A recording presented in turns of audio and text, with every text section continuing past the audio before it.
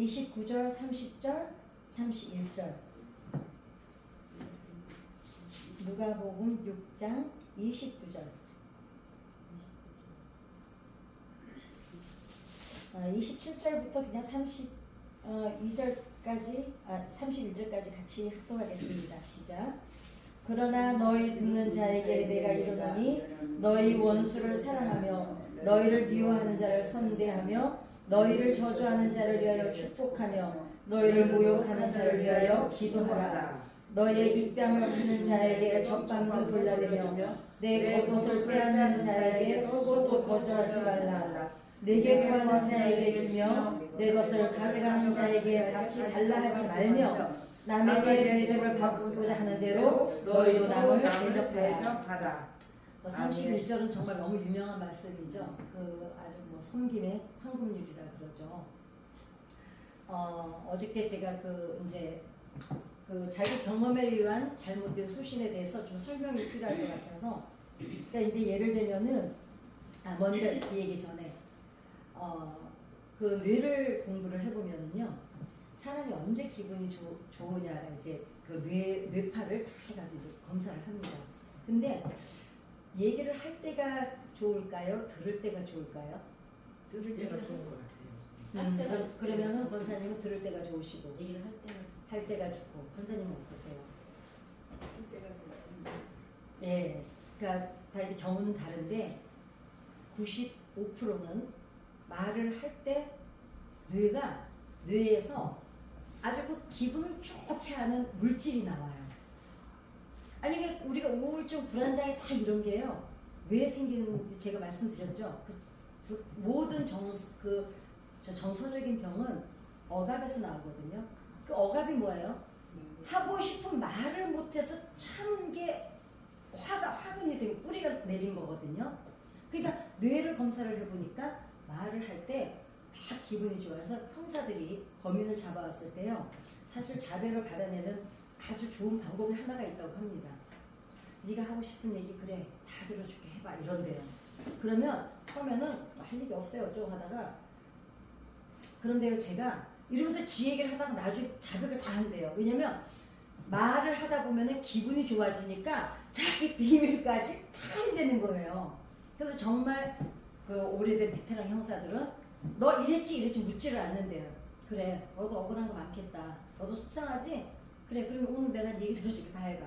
이러면은 막 하다가 사실은 제가 이 얘기까지는 안 하려고 그랬는데요. 이러고 자기 말을 다 꺼내놓는다는 거예요.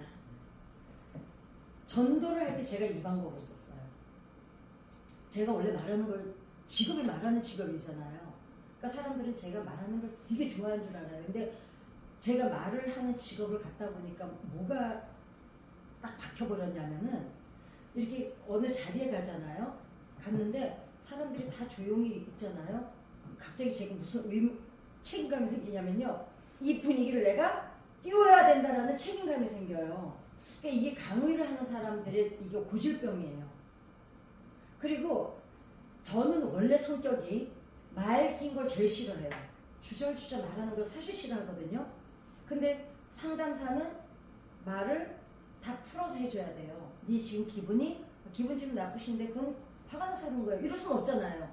당신이 지금 기분이 왜 나쁘냐면 이게 원인이 분석해서 풀어서 해야 돼. 설교 다 풀어서 해야 돼요. 전도 세미나 다 풀어서 얘기를 해야 돼. 그러니까 문자를 제가 해보면 제가 알아요. 간단히 한마디로 해도 되거든요. 제가 보내고 나서도 보면. 근데 말이 길어져요. 이게 나도 모르게 제 삶에 배버립니다. 그러니까 어째요? 우리 안수 집사한테는 무슨 그 사람도 얘기를 길게 하는 걸 좋아하는 사람이야. 왜냐면 그 사람도 막 남한테 말하는 직업이잖아요. 어때요? 있잖아요. 뭐 솔로몬이 이러면 간단한 얘기해. 그러니까 결론이 뭐야? 제가 이러는 그렇게 다그치는 거예요. 이제 봤더니. 그러니까 저도 그러는데, 근데 제가 전도를 하면서 제가 발견한 게 뭐냐면, 굳이 내가 뭘 퍼다 주고 안 해도 돼요. 그냥 내가 전도 대상자를 하나 정했잖아요. 그러면은 그 사람을 만날 때마다 그냥 이것만 해주면 돼. 그랬구나. 그래서 그런데 두 가지가 있어요. 호응을 해주는 방법을 우리가 잘못 알고 있을 때가 있어요. 그게 뭐냐면 예를 들어서 이랬어. 저 사람이 나 있잖아 제주도 갔다 왔잖아. 그랬구나. 그랬구나. 나도 그 하얏트 호텔에서 가서 잤잖아. 자, 이 얘기를 잘 들어보세요. 나 제주도 갔다 왔거든. 이랬어. 그랬구나. 나도 거기 하얏트 호텔에서 갔을 때 자고 왔는데. 이거는 호응일까요? 남의 말을 뺏은 걸까요? 이게 애매해요. 아니 그래도 한번 우리가 시간도 많은데 생각해 보세요. 한번. 어떨까? 뺏는 거죠. 맞아. 우리가 우리가 이제 생활 속에서 습관이 들어서 잘못 알고 있는 게 그랬구나. 나도 거기 갔다 왔는데 이러면 안 되는 거야. 근데 우리는 어때요? 그 사람이 더 얘기하게 하려고 우리 딴에는 사실은 그 사람을 말하게 하려고 하는데 대화의 방법은 그게 아니에요. 그래서 어땠는데 이게 호응이야. 그리고 그랬구나가 수용이야. 근데 우리는 그 사람 흥을 돋고 준다고 한다는 게 나도 거기 갔다 왔잖아. 이러면 어떻게 돼요? 이 사람 나 지금 얘기해야 돼. 나 제주도 갔다 왔는데 이러고 얘기 꺼냈는데 그리고 나도 그때 거기 갔다 왔는데 자기 딴에는 이 사람한테 호응을 해준다고 했는데 근데 이게 우리가 생활 속에서 의외로 많이 저질러요. 그리고 누가 나 있잖아 이번에 그때 기도해가지고 이랬는데 응답받아서 그리고 나도 있잖아 그때 이렇게 돼. 이거는 또 빼앗는 거야. 근데 우리는 이게 사실은 일부러 그런 건 아니에요. 우리 딴에는 대화법을 그렇게 대화를 어떻게 하는지 배워본 적이 없어요. 그리고 우리가 예전에도 요즘에는 신부 아버지 교실 이런 게 막 생겼지만 예전에는 부모도 엄마 아빠가 처음이야.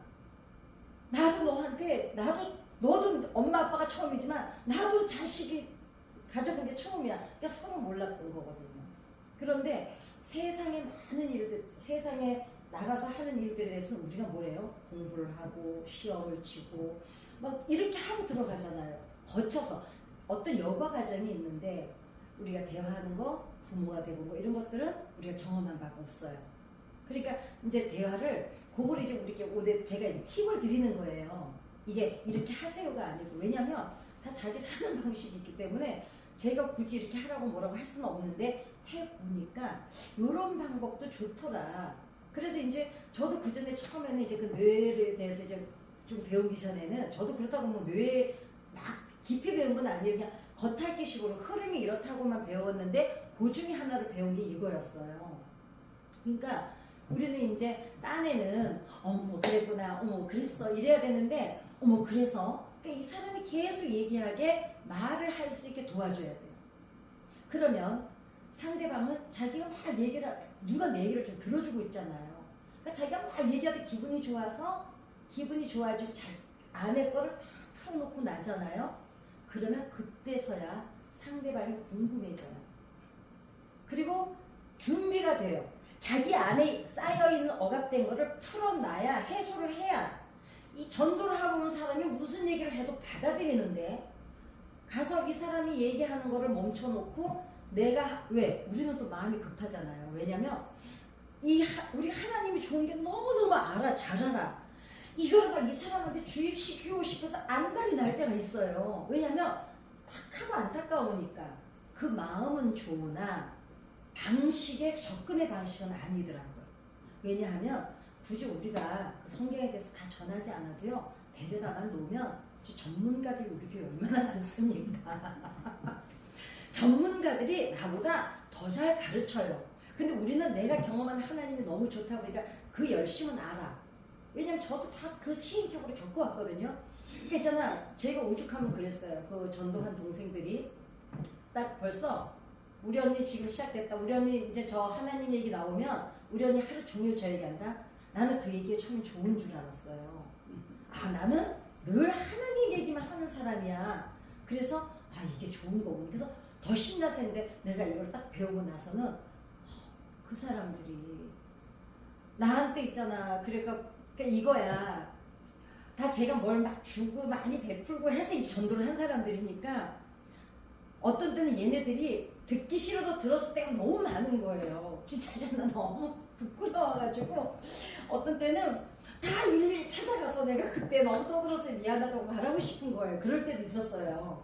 그게 나는 이제 너무 신나가지고 하나님이 나한테 어떻게 해주셨고 우리 하나님을 만났는데 그때 경험이 어떻게 막 이게 너무 하고 싶어가지고 왜 얘네들도 빨리 이 하나님을 듣고 빨리 내가 누리는 행복을 같이 누렸으면 좋겠다 그 특심이 너무 강해가지고 그런데 나중에 원리를 알고 나서 보니까 그게 아니더라고요.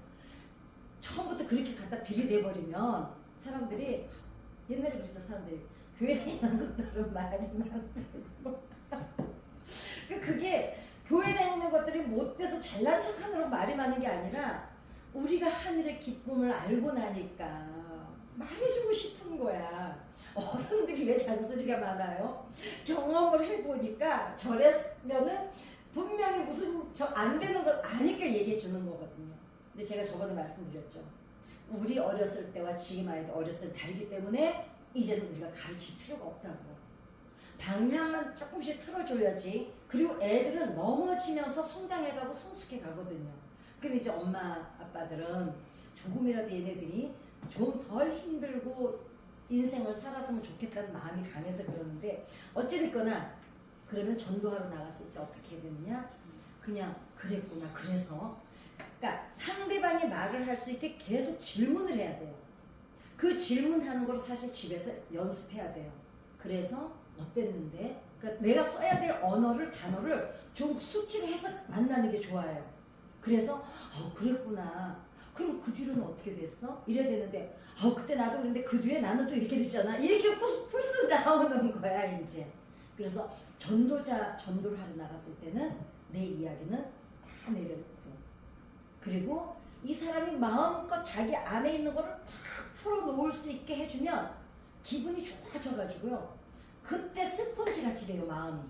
그럴 때 내 간증 한두 마디 간단하게 끝내고 와야 돼요. 사실 그것만 잘해도요. 사람들은 왜? 그 사람이 나를 좋아해야 되잖아요. 그럼 그 사람이 나를 좋아하려면 어떻게 해야 돼요?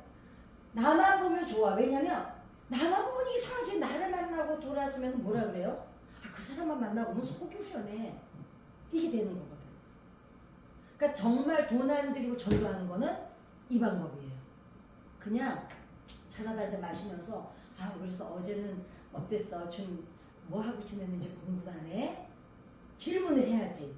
그리고 어저께 뭐 별것도 아니고 그래서 그랬구나. 또 어땠는데? 그러니까 그거를 좀 숙지를 하면 좋아. 이건 제가 이제 조금 다음번에 제가 좀 구체적으로 좀 제가 방법을 그러니까 그렇듯이 제 방법이 옳진 않아요.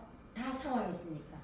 그래서 상대방으로 하여금 내가 무슨 말을 해도 들을 수 있는 준비를 하게 만들어 주려는 거는 일단은 그 사람이 마음껏 속에 있는 걸 해소하게. 상담실에서 하는 거 다른 거 없어요. 사람들이 상담실을 오해하고 있거든요. 상담실 가는데 뭐 정신 이상해서 가는 게 아니. 상담사는 그냥 저는 부부 상담을 할 때 부부가 거의 싸우거든요. 어떤 부부는요 8시간도 싸웠어요. 우리 집에서. 그러니까 상담실에서. 그러면 저는 뭐 하냐면요. 제지만 해줘요. 그 남편이 말하는 시간 주고 여자가 말하는 시간 주고. 그러니까 대부분 부부들이 왜 타협점이 안 이루어지냐면 서로 싸우느라고 상대방 말을 안 들어요. 들어야 제가 지금 왜가 화가 났는지를 알 거 아니에요. 근데 들으려고 안 하니까 한마디 던지면 내 얘기하는 게 너무 바빠서. 그러니까 상담사가 하는 일 딱 하나예요. 순서 정해주는 거. 자, 잠깐 지금은 남편이 5분 동안 얘기할 시간이에요. 그 남편 이게 여자가 얘기할 때 야 내가 그러면 네가 그때 얘기해. 잠깐만 여기 5분 동안 그렇게 해주면은 자기네 하고 싶은 말을 그러니까 이런 두 가지예요. 저 얘기가 끝나면 내 얘기 해야지 이러지만 사실은 들어요. 내가 안 떠들어야 상대방 말이 들어올 거 아니에요. 근데 부부싸움 할 때 대부분 어째요? 서로 떠들어요. 아니 그 노인정 가보셨죠? 노인정 제가 전담 가봤잖아요. 한 6명씩 앉아있는데 아무도 듣는 이 없고요. 6분이 다 얘기하고 있어요. 근데 아무도 노여워하질 않아요. 왜냐면 이 사람 내 얘기 듣고 있지 않고 저 사람 다 각자 얘기를 하는데 자기들 돌아갈 때 후련해서 돌아가요. 예, 왜냐면 집에서 자식들하고 같이 살아도 자식들이 그렇게 얘기 안 들어주거든요. 그러니까 자기네끼리 와서 거기서 쏟아놓는 거야. 그리고 집에서 할머니나 어머니가 아들이나 손주들한테 그 얘기할 기회를 주지를 않아요. 그러니까 노인정에 오면은 6분이 앉아 계신데 6분이 다 각자 얘기를 하는데 그리고 서로 또 있잖아 노여워하지도 않아. 너 왜 내 얘기 안 듣냐고 하지도 않아. 처음에는 원래 한 분이 얘기를 시작해요. 근데 한 분이 물꼬만 터놓으면 다 그래서 그때 나도 그랬는데가 이제 막 서로 나오는데 아무도 제지도 안 하고 그냥 자기네끼리 얘기해요. 사람은 결국은 모든 정서적인 병은 억압에서 옵니다. 이것을 해소할 기회를 주는 게 전도자들이 가서 들어주는 거예요. 상담실도 그냥 들어주는 거예요. 처방전을 내리는 곳이 아니에요. 상담실은. 그래서 잠깐 방향만 이렇게 그럼 방향도 내가 제시를 안 해줘요. 정말 유능한 상담사는 이러시는 게 좋겠어요를 안 하는 거예요. 저는 교수님한테 철저히 그렇게 배웠어요. 그럼 그럴 때 어떻게 하시면 좋을지 생각해 보셨어요? 자기가 찾아가게 해줘요. 그러니까 정말 유능한 상담사는 내담자가 자기가 다 말을 꺼내놓고 자기가 꺼내놓은 말에서 자기가 방향을 찾아가게 만들어주는 게 유능한 상담사지 이래라 저래라 지시하는 건 상담사의 자격이 없는 거예요. 그러니까 전도자도 역시 비슷해요. 가서 이 사람이 마음껏 풀어놓게 만들어. 그리고는 이상하게 저 사람만 만나면 속이 우려내. 어때요? 저를 좋아할까요? 안 좋아할까요? 좋아해요. 왜냐면 내 말을 들어주는 사람이 있거든요. 대부분 사람들이 외로운 이유가 내 말을 들어주는 것이 없어서 외로워요. 사람들이 사람을 왜 만나러 가고 전화를 왜 하세요? 할 말이 있어서 하거든요. 들으려고 전화하는 사람들 별로 없어요. 들으려고 전화할 때는 거래 관계가 있어서 그런 거지. 대구 뭐하니? 그 뭐하니 속에는 나 뭐하고 있는데 얘기를 하고 싶은 거거든요. 그래서 전도자는 듣는 것만 잘하는 훈련을. 근데 그 듣되 그런다고 또 앉아가지고 가만히 멍 때리고 들을 수는 없잖아요. 그래서 어땠는데? 그랬구나. 그럼 그때는 기분은 어땠는데? 그러니까 그 사람이 말할 수 있는 거를 계속 질문을 끄집어내주면 그 사람은 얘기를 다 하고 나면 아유 권사님 만나니까 속이 다 시원하네 이러고 가는 거예요. 그리고 내가 만나자 그러면 또 만나러 와요. 왜? 기분이 좋으니까. 그러니까 범죄자들도 형사가 그래 네가 하고 싶은 이건 다 해봐. 오늘 내가 들어줄게. 그럼 자기에다가 나중에 울면서 사실은요 그거 제가요 그러려고 한 게 아닌데 그러고 나온다는 거예요. 아주 뭐 사이코패스나 나르시스트가 아니면 거의 그렇게 되는 거죠. 그래서 우리는 그렇게 듣는 것부터 먼저 할 수 있는 훈련이 우리가 돼야 돼요. 그러니까 그게 뭐냐면 가르치려고 하는 애를 쓰지 말아야 돼. 내 힘을 다 빼야 돼. 그러면은 스펀지가 될 수가 있어요. 그래서 전도자의 기본입니다. 그 다음에 어저께 이제 어저께 제가 이제 그 경험에 의한 잘못된 신념이라고 제가 말씀을 드렸잖아요. 그러면 사람들이 아니 내가 뭘 그렇게 내 경험을 얘기한 게 뭐가 그렇게 잘못됐어? 오해할 수가 있겠더라고요. 왜냐면 누가 오늘 댓글을 달아놨더라고요. 이 얘기는 다시 한번 우리가 풀어야겠다는 생각을 한 게 예를 들면 그래 경험에 의한 잘못된 소신이라는 게 뭘까? 이거를 분명히 알고 지나가야 되는 게 그냥 쑥 지나가면은 그냥 지가 잘못 알고 있는 거 막 우기는 거겠지. 이 문제가 아니에요. 예를 들면 어떤 여자가 남자가 이혼을 했어요. 아주 지긋하게 그냥 이혼을 했어. 그랬는데 자기 친한 자기네 가족 누군가 그런 비슷한 사람하고 결혼을 하려고 그래요. 난리가 나는 거야. 저렇게 생긴 사람들 성격 나쁘다고. 이 사람은 자기 경험에는 어떤 신념이 있어요? 자기가 살아보니까 저렇게 생긴 사람들은 성격이 그렇더라고 자기 신념이 돼버린 거야. 이게 경험에 의한 잘못된 신념이라는 거예요. 그러니까 그리고 또 그러잖아요. 아유 그렇게 생긴 사람들 그런 말 많이 해요. 저렇게 생긴 사람들은 성격이 다 그래. 근데 꼭 틀린 말은 아니에요. 왜냐하면 얼굴 근육은 내가 사용한 대로 얼굴 근육은 만들어져서 그래서 옛날에 그런 말 있죠. 왜? 뭐 40대 여자 얼굴은 남편이 책임져야 된다 그런 말이 있었어요. 근데 그거는 너무 자존심 상하는 말이죠. 남편이 내 얼굴 왜 책임져야 돼요? 근데 이제 이유는 있어서 항상 붙어 살다 보니까 같이 쓰는 근육이 비슷한 거예요. 그 옛날에 보면 연세 많으신 한번 그분도 텔레비에 나온 적이 있는데 90살이 넘었는데 부부가 똑같이 살아 계신데 정말 얼굴이 오누이처럼 닮았어요. 오히려 형제들 사진, 할머니, 자매들 사진 나오고 할아버지 형제들 사진 봤거든요. 이 사람들보다 두 분이 더 닮았어요. 그건 왜 그래요? 18살에 둘이서 결혼했대요. 그러니까 그 70년을 넘게 살아오는 동안 둘이서 얼굴이 닮은 거예요. 왜냐? 근육이 같이 써서 그런 거예요. 그러니까 왜 우리가 너무 찡그리고 살면 나이 먹어서 인상이 좀 이렇게 우리가 주름이 인상 쓴 대로 생기잖아요. 그러니까 많이 그 하회탈 저 안농 가면 많이 웃으면 그 주름이 생기는 거예요. 그러니까 얼굴 인상에서 우리가 유추는 할 수 있어요. 아 저렇게 생긴 사람들이 거의 성격이 그렇더라가 어느 정도는 사실 나오는 거는 맞아요. 그러나 중요한 거는 인격이라는 거는 다듬어주고 만들어져 가는 거기 때문에 인상이 그렇다고 해서 인격이 똑같을 수는 또 없다는 거죠. 그래서 이제 또 어떤 경우냐면 내가 봤던 그 사람 그러니까 내가 저렇게 생긴 남자랑 살아봤는데 야 성질머리 저런 인상은 거의 그래 막 우기잖아요. 그런 경우들이 있어요. 근데 내가 경험했던 사람만 그랬던 거예요. 또 한 가지는 사람은 안 변하지만 반응하는 존재라 그랬잖아요. 그러니까 이제 그때 걔가 그 여자가 막 화를 내면서 했던 말이 그놈이 나한테는 그렇게 못되게 굴더니 그냥 만나가지고는 아주 너무 잘 산다는 거예요. 그러니까 그게 분한 거야. 근데 저는 대놓고는 얘기할 수가 없잖아요. 그러면 그 남자가 딴 여자랑은 잘 사는데 나한테 반응을 왜 했을까? 그럼 이렇게 또 얘기가 나와요. 그러면 사람은 안 바뀌는데 반응하는 존재래. 그럼 내가 어떻게 했길래 그 사람이 그렇게 반응을 해서 나한테 그렇게 못하게 했을까? 그럼 내가 잘못 사는 거야? 그건 아니에요. 나랑 그 남자가 성향이 너무 안 맞았던 거야.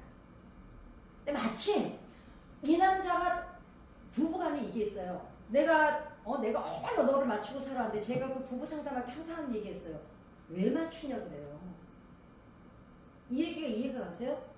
상대방을 왜 맞추려고 애를 쓰냐. 맞추려고 애를 쓰니까 힘들어가고 분하고 내가 에너지를 너무 쓰고 저 인간 맞추고 사느라고 내가 어쨌는데 화가 나는 거다. 그러니까 부부간에 똑같이 얘기하는 거예요.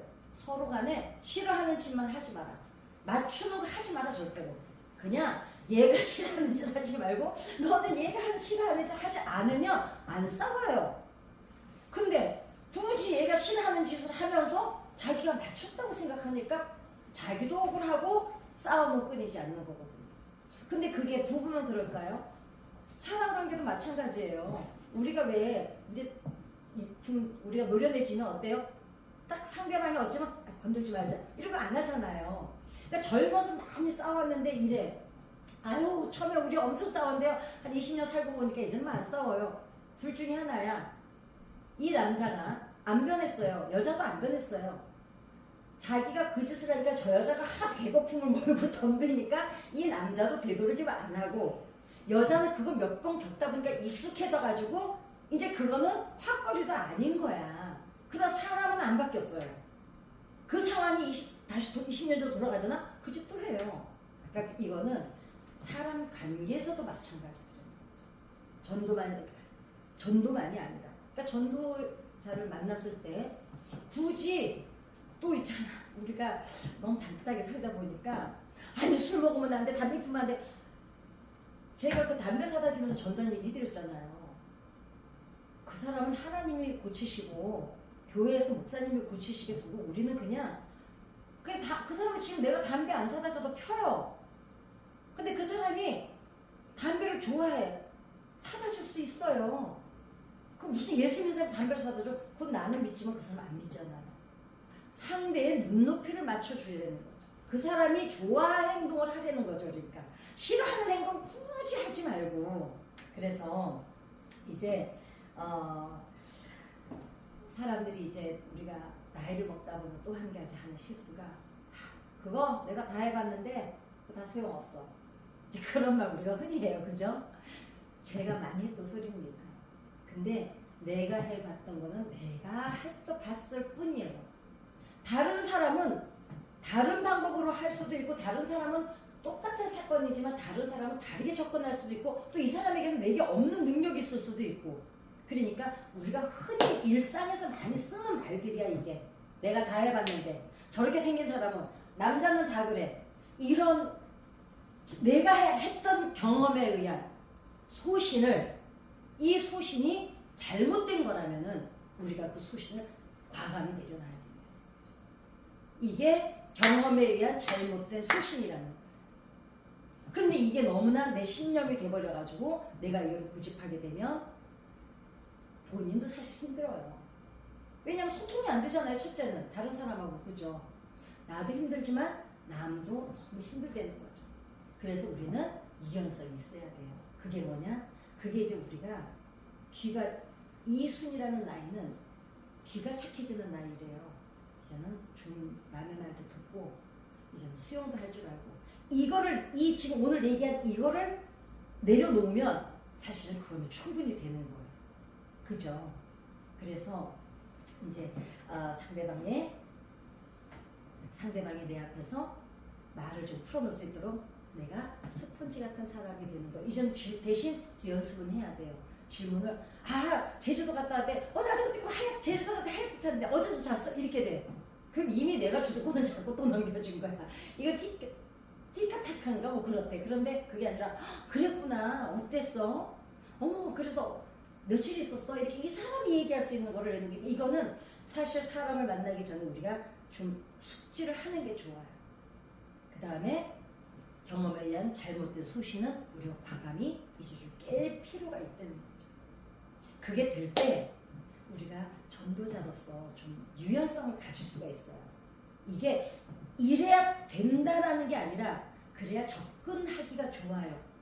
이거는 꼭 전도자만이 아니라 내 가족이 됐든 자식이 됐든 어찌됐거나 모두가 편안해지는 길이야. 나까지도 편안해지는 길이야.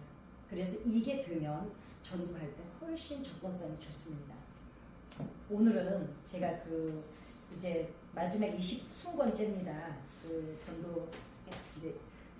전도를 이제 했던 시리즈 올리는 거를 제가 이제 두 집을 경우를 얘기를 할 거예요. 두 집을 얘기할 건데 한 집은 어떤 집이었냐면 우리 그 동네에 음식점이었어요. 그 동생이 오늘도 전화가 왔었기 때문에 누구네랑 말을 할 수가 없어. 근데 이제 왔는데 남편이 그 집에 남편이 여자도 원래 교회를 다녔어요. 남편은 안 다니고 그랬는데 이 남편이 너무 까탈스러워요. 너무 까탈스러우니까 여자가 말이 없어. 그래서 나는 원래 그 사람이 이렇게 말이 없는 사람인 줄 알았거든요. 그리고 늘 표정이 밝지를 않아요, 아내가. 그런데 나는 그 사람이 나는 저 사람이 그냥 몽곤한 성격인가 보다 이렇게 생각을 했어요. 그랬더니 어디 누구랑 통화를 하는데요? 웃는 모습이 너무 예쁜 거예요. 난 깜짝 놀랐어요. 몇 달을 봤는데 나는 그 아내가 그렇게 웃는 모습을 한 번도 본 적이 없거든요. 하는 집인데도 그러니까 주방에서 음식을 만들기 때문에 밖에는 별로 안 나오니까. 나는 너 웃을 줄도 아냐? 내가 그렇게 물어봤어요. 그랬더니 제가 웃었어요? 그러는 거야. 또 아까만 웃었는데 너무 이쁘더라 그랬더니 내가 웃기도 했네. 자기는 이제 웃는 거를 잊어버리고 살아서 자기 친구랑 통화하면서 자기가 웃었는데 내가 언제 웃었어요? 물어보는 거. 그 정도로 웃음을 잃은 거예요.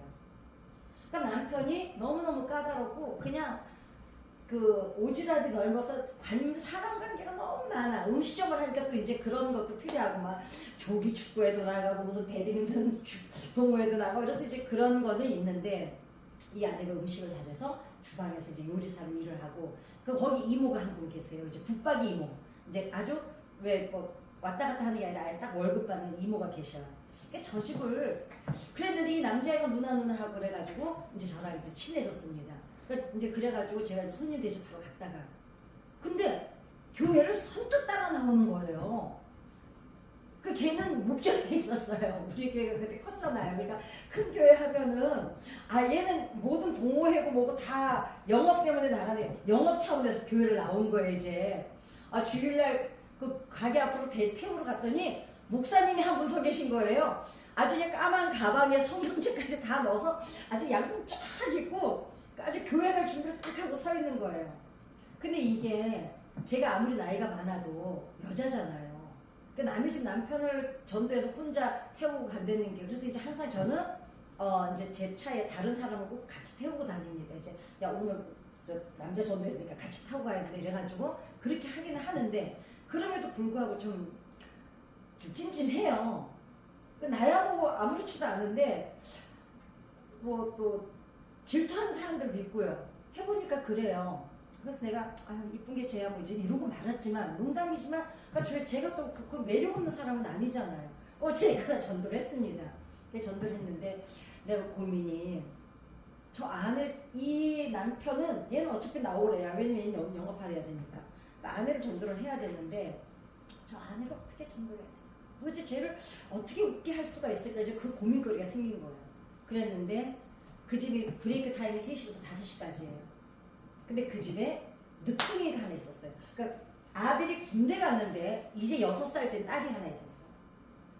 그래서 그 애를 저 애다. 제가 애들을 좋아하잖아요.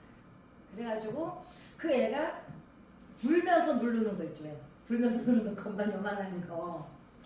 그래서 브레이크 타임에 가면 이제 문 내려놨지만 그 애는 거기서 놀고 있고 이모 있고.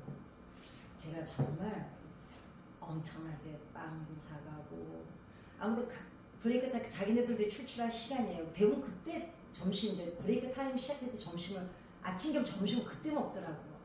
그러니까 이제 자기네 거기서 밥 먹잖아. 어떤 데는 장어 도시락도 싸가고 어떤 데는 회초밥도 사고.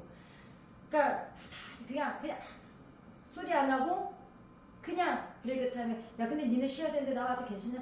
괜찮아 언니. 이모는 너무 좋아해. 왜냐면 자기네 맨날 거기서 그냥 팔던 음식 가지고 밥 먹어야 되는데 제가 또 맛있는 거 사다 주잖아요. 그리고 와서도 또 딸님이 하고, 왜냐면 자기가 좀 쉬어야 되는데 얘가 계속 엄마한테 칭얼대거든요. 내가 놀아주잖아요. 그러니까 저는 그런 틈새를 아무튼 그러니까 하다 보니까 늘어요 실력이. 그래가지고 이제 얘랑 해주고, 그래서 결국은 어떻게 해요? 야, 얘 우리 집 가서 피아노 다니시면 안 되겠냐? 그래도 언니 귀찮잖아. 괜찮아. 그래가지고 애를 빼다가 2시간 제가 봐주잖아요. 얘는 얼마나 편하네요. 자기 쉬는 거 쉬는 거야 그 시간에. 그러면서 이제 전도를 하기 시작했습니다. 그래가지고 제일 먼저 이모가 나오더라고요. 이모가 그러면서 이제 제가 우리 교회 누가 식사한다 그러면은 목사님한테도 거기 가야 된다 그러고 이제 막 이래가지고 이제 또 합동 작전이 들어갔죠. 그래가지고 이모가 먼저 나오기 시작했어요. 그래서 이모가 사실 거기 뭐 그렇게 비싼 음식점이 아니었거든요. 제가 꼭 갈 때마다 팁을 어떻게 준비해봤느냐, 5,000원이라도 꼭 봉투에 넣어가지고 이모 사랑해요 하트 그려가지고 이모 내 마음이야 이제 이러고, 그게 또 많으면은요 부담되는 거예요. 근데 그때 당시니까 5,000원이면은 괜찮았어요. 그냥 많지도 않고 적지도 않고. 그렇게 하면서 이모가 6개월 만에 이모가 교회를 먼저 따라 나오고, 그리고 이제 이모가 이제 애기 엄마를 이제 설득하기 시작한 거야. 가보니까 좋더라. 야, 니네. 그리고 그 일요일에 그 애기 엄마가 나오고 싶은데 왜 안 나오냐면, 이 인간이 조기 축구도 일요일이잖아요. 모든 동호회가 토요일 일요일이잖아요. 가게 문을 못 닫게 하는 거야. 이 여자애가 쉬는 날이 하나도 없는 거야. 그래가지고 제가 그 남편한테 너 일요일날 문 안 닫으면 하나님도 축복 안 하신다. 한 달만 시험 삼아 4주만 쉬어보자. 그래서 제가 정말 기도했어요. 하나님, 저 집이 주일날 쉬어야 저 딸내미가 교회를 나올 수가 있는데, 하나님 평소에 매상을 좀 하나님 어떻게 저 한 영혼 데려와야 되는 하나님, 한 영혼이 천하라고 하셨는데 저 집구석 저거 가게에 매출 좀 도와주시는 거예요. 하나님한테서 일도 아니잖아요. 막 제가 이렇게 막 대놓고 기도를 했어요. 참 감사한 거는요, 이상하게도 금요일까지 매상이, 토요일 일요일 올렸던 매상이 금요일까지, 그 한 달 매상이 있잖아요. 금요일은 다 채워지는 거예요. 그래가지고 그 집을 한 6개월 좀 넘어서 그렇게 전도를 했습니다. 오늘도 전화 와서 자기 친구가 장모인데 어디, 지금 이제 이사를 가서 성남에 광주에 사는데 사무실은 성남에. 그래서 이제 야 다시 빨리 교회로 돌아와라 이래가지고 이제 오늘 얘기하다 말았거든요. 오면은 누구지 보시면 아실 수 있을 거예요. 또 나왔었기 때문에. 이제 그 집은 그렇게 전도를 했습니다. 이제 마지막 제가 이제 그 전도했던 살림 퍼졌던 집. 이 집은 정말 제가 잊을 수가 없어요. 제가 문정도 살 때인데 집을 리모델링을 다 리모델링을 다 해서 그때 당시에 쇼파도 아주 특별한 거였어요. 제가 그런 거는 조금 이렇게 막 욕심을 부려요. 그리고 막 이렇게 냉장고 이거 다 리모델링을 했으니까 가전제품부터 쇼파까지 침대까지 장롱까지 다 새로 들여온 거예요. 근데 마침 두 번째 큰 방에만 내가 이제 12자짜리 장을 아예 붙박이로 넣어버리고 안방 장롱만 그 침대를 들여놔야 되니까 8자짜리로 4자 한쪽 두 쪽 그러니까 침대하고 맞추느라고 넣어놨는데 그 밑에 철판 구이를 하는 집을 전도하고 있었어요. 문정동에서. 이 집이 결혼하고 그때까지 가객방에 딸린 방에서 벗어나 본 적이 없는 거예요. 딸내미가 그때 걔가 5학년인가 4학년이었어요. 그때까지. 그렇게 이제 부부가 아무것도 없이 둘이서 시작해가지고 아내가 요리를 잘하니까 철판구이집을 해가지고 이제 그 남편이 이제 다 청소하고 그 가게 뒷방에서 항상 살아. 그러니까 제가 이제 그 집에 가서 밥만 먹고 뒷방에 가서 놀고 그랬어요. 그랬는데 정말 뭐 짝다네. 근데 이게 아예 언니 그런 얘기 하지 마 이러면서 하면 말이나 안 꺼냈는데 이 얘기는 또 끝까지 잘 들어요. 간증을 하면 다 그러니까 쉬울 것 같은데 그 집에 그 동네에서 제일 안 나오는 집이었어요. 도대체 그래서 어떤 때는 정말 미울 때도 있었어요. 그래가지고 손님은 얼마나 갔을 것이고 제 하는 스타일상 그래가지고 그랬는데 우리가 이제 리모델링을 다 하고 이제 집들이를 했잖아요. 그 여자애가 오더니 쇼파도 다 이렇게 만져. 언니가 얼마 줬어? 장롱비도 다 자기가 좋아하는 스타일이요. 근데 그때까지 저는 걱정 안 했어요. 왜냐면 걔는 집이 없으니까. 설마 저거 가져갈 일은 없겠다 생각했는데 목걸이는 뺏겼지만 그 동네였거든요. 그랬는데 아니 이놈의 집 구석이요. 월세로요. 14평짜리 아파트를 이사를 가게 됐다는 거예요. 가게는 그대로 거기서 사고. 근데 내가 그때 입이 방정이야. 나는 항상 입이 싸서 문제예요. 니네 있잖아 살림 나게 가게 빠져서 살림 나게 되면 이거 내가 너 다 줄게 가져가. 아 이런 거예요. 나는 걔네들이 그렇게 빨리 분가할 줄 누가 알았어요. 아니 거기서 애가 4학년 5학년 될 때까지 살았는데 저는 진짜 몰랐어요. 나는 그렇게 3개월 안에 분가할 줄이요. 그러니까 얘가 쇼파도 너무 좋다. 냉장고도 새로 사서 너무 좋다. 안방에 있는 장롱도 너무 좋다. 뭐 아무튼 내가 보니까 냄비 세트까지 어머 언니 이런 건 어디서 사?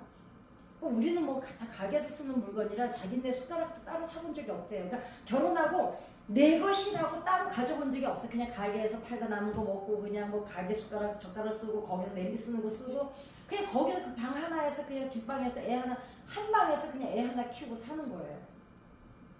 근데 이 집구석이요. 뭔 축복을 받았는가 14평 아파트로 건드는 거예요. 그래서 저는 그때도 아무 생각도 안 했어요. 근데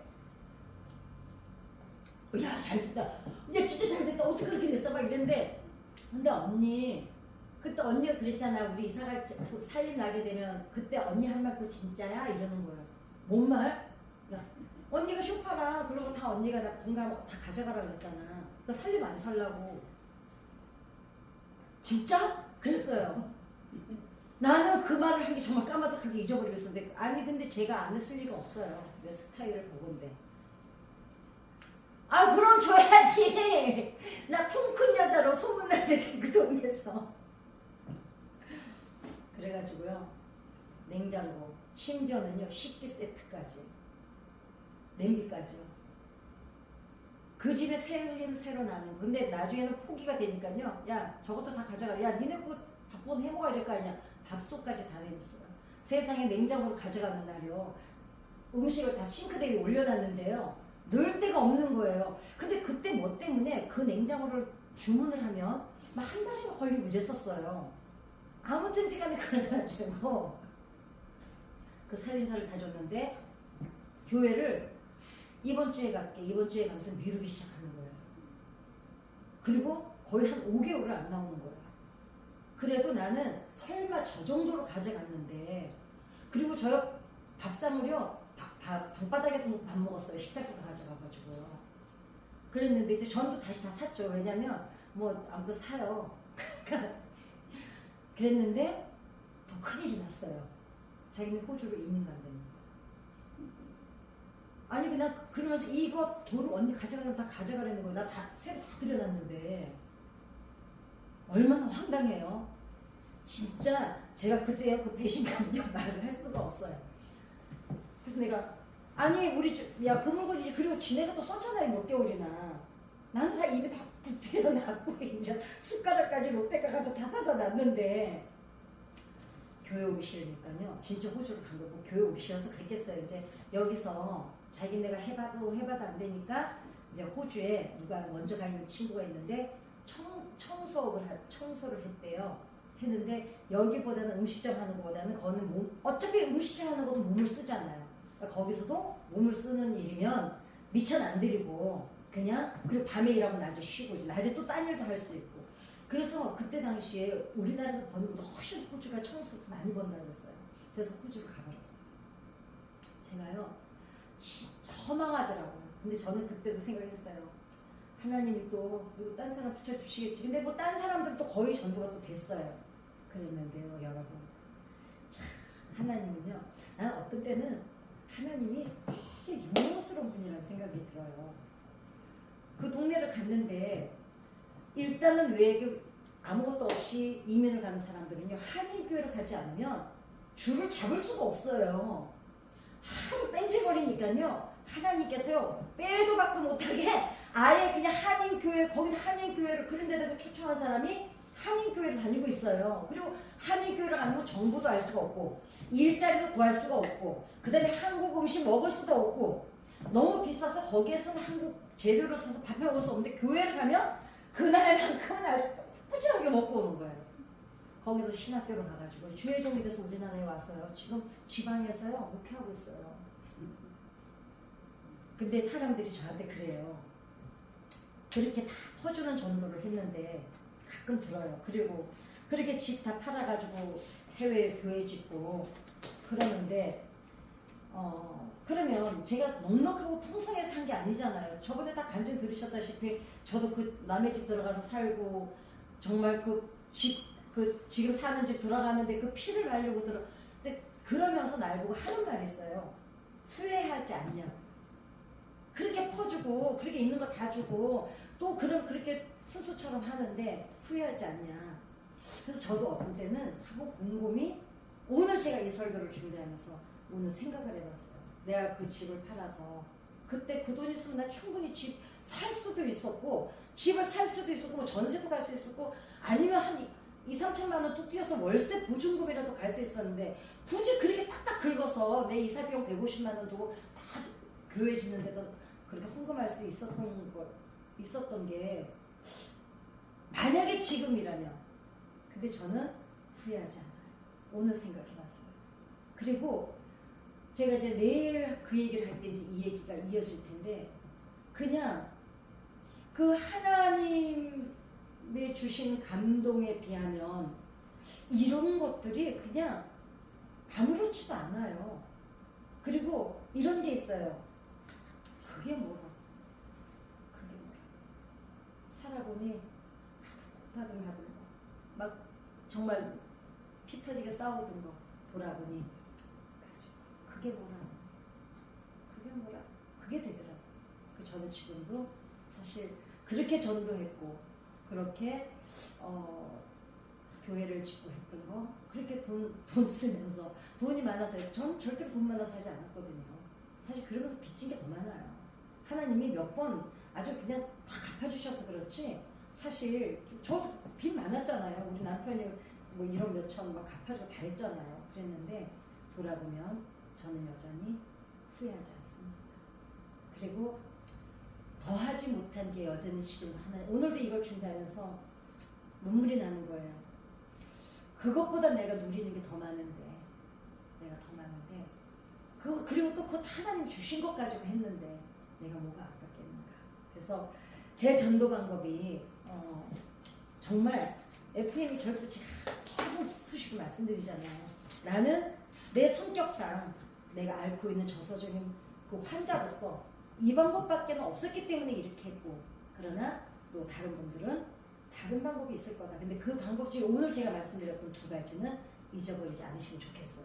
네. 잘못 경험에 의한 잘못된 소신이 혹시 나한테 있다면 이거는 내려놔야 돼. 또 하나는 사람들한테 끊임없이 질문하는 거. 그리고 내 말을 좀 내려놓고 내가 전하고 싶은 복음은 와서 듣게 하고 나는 그 사람이 나를 통해서 오게끔 하는 통로 역할만 하는데, 그게 뭐냐면 말하게 해서 그 사람 속에 있는 걸 다 끄집어내서 속이 시원하게 해주는 역할. 그러니까 어찌 보면은 비의자 기법이라는 게 있거든요. 사람들이 아버지를 용서하지 못하는데 지금 아버지가 죽고 없어. 그러면 비의자를 앞에 놔요. 그리고 앞에서 거기 아버지가 있다 생각하고 하고 싶은 얘기를 하세요. 이게 이제 상담에서 비의자 기법이라는 게 있어요. 우리는 전도 대상자 앞에서 누가 돼야 돼요? 비의자가 되어주세요. 그러면은 사람을 얻는데 훨씬 쉬워집니다. 우리 주기도문하고 한 10분만 기도하고 가도록 하겠습니다. 하늘에 계신 우리 아버지